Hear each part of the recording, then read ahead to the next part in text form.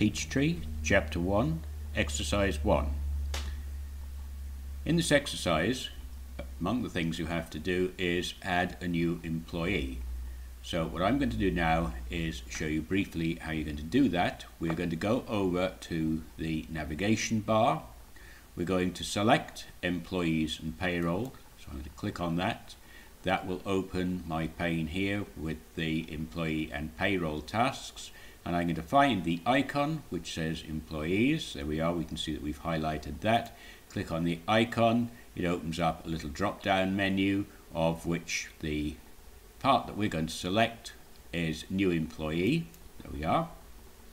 So we'll wait now and we will see our window open. Remember, this is the window I said you can move around. So we're going to have a new employee. I'm just going to check how I've been doing this. Right, I've been giving some initials and then a number. So we'll try and stick to the same format here. In exercise 1, they show you the format that they want there.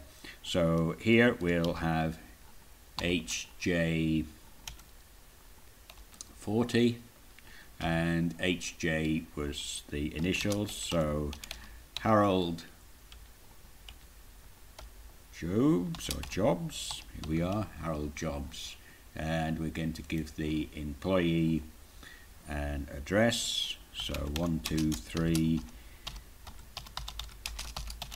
Anywhere Street will do for that in Jacksonville. Note we've used Jacksonville before, so that appears in a little drop down list. So should Florida, there we are. And 35566 will do for a mythical zip code. Country is the USA. We can see that's been entered before. And 904000000. Right, where we normally put a telephone number in. And an email will be harold@email.net. Right, so all we're doing is entering information, tabbing from one field to another, and for exercise 1 that is the only information that they require for entry, a name and an address basically. So here we're going to do save. That keeps that. That's saved our name and address. We've got a new employee in there. We can now close that, and what I can do is show you now how to generate the list of employees. Right, so we can view and edit employees here. There we are, and there we have a list of the employees. If you wanted to save that, we have various options. We could just print it out, and if we printed it, we could print it either as a file or directly as hard copy. More often than not, what we'd like you to do with this is to attempt to save them in a form which you can then submit them to your instructor for assessment. And the most typical one is into Excel. So from this little drop down menu, I can select Excel.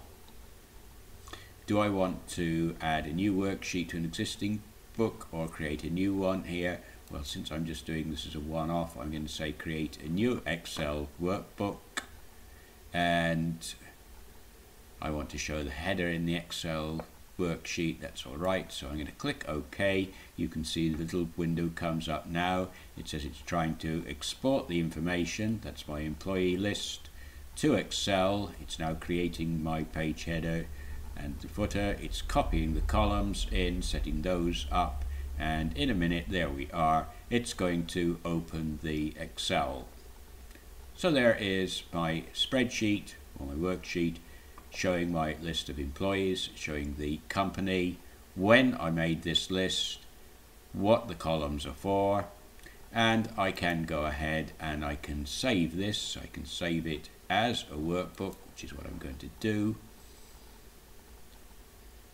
And because I don't want this anywhere else other than for testing purposes, I'm going to open the test folder, which is where I'm going to store this.